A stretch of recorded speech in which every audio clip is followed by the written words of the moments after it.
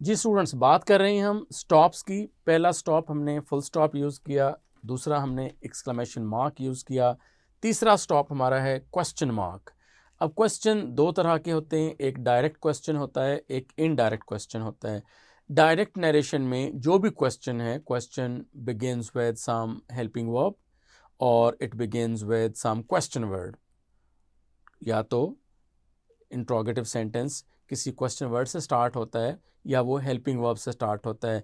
तो ऐसा सेंटेंस जो स्टार्ट ही क्वेश्चन वर्ड से हो या स्टार्ट ही हेल्पिंग वर्ब से हो, उसके एंड पर क्वेश्चन मार्क आता है, इसको डायरेक्ट क्वेश्चन कहते हैं। लेकिन अगर पहले एक हिस्सा हो, ही आस्क्स मी व्हाई, अब जो दूसरा हिस्सा है ये इंट्रोगेटिव नहीं होगा। अब ये इन्वर्टेड कॉमास आपने ख़त्म कर दिए हैं, अब ये इनडायरेक्ट क्वेश्चन है और इनडायरेक्ट क्वेश्चन के एंड पर फुल स्टॉप आता है।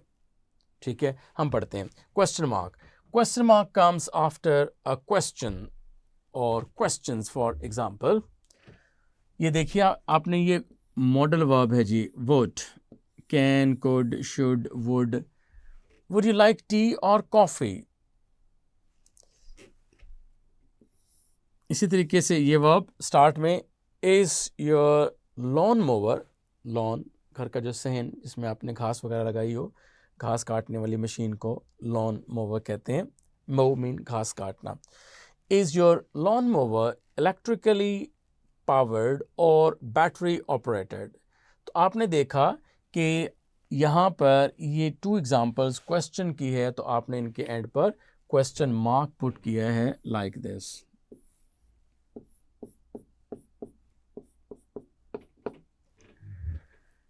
ठीक है जी। इनडायरेक्ट क्वेश्चन, पहले वो डायरेक्ट क्वेश्चन था, अब इनडायरेक्ट क्वेश्चन ये है, strictly speaking you never have a question mark at the end of an indirect question. जैसे all the paths go to the same place, ऐसे ही डायरेक्ट नरेशन में जितने भी पंक्चुएशन मार्क्स होंगे उन सब के वो चेंज होकर कन्वर्ट होकर इनडायरेक्ट में फुल स्टॉप में चेंज हो जाएंगे। Strictly speaking, you never have a question mark at the end of an indirect question, that is, यानी कि अब जब आपने कोई इजाफी बात कहनी है तो फिर आप कॉमा यूज़ करते हैं। ये पॉज है, पॉजेज मेरा सेकंड सेगमेंट होगा, उसमें पढ़ाऊंगा आपको।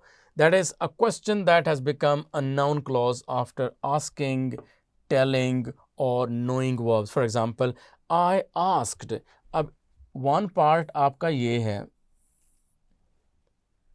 दूसरा पार्ट आपका ये है, if he was feeling all right. आप देख रहे हैं ये इनडायरेक्ट क्वेश्चन, इसलिए इसके एंड पर फुल स्टॉप आया है।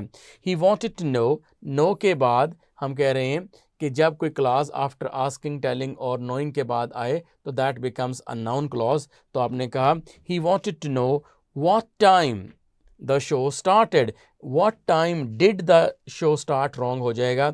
और आपने कहा कि ये बेशक ये फर्स्ट पार्ट नहीं है, ये second part of the sentence है, that is beginning with some question word, but this is an indirect question, that's why we have put full stop over here. Direct question.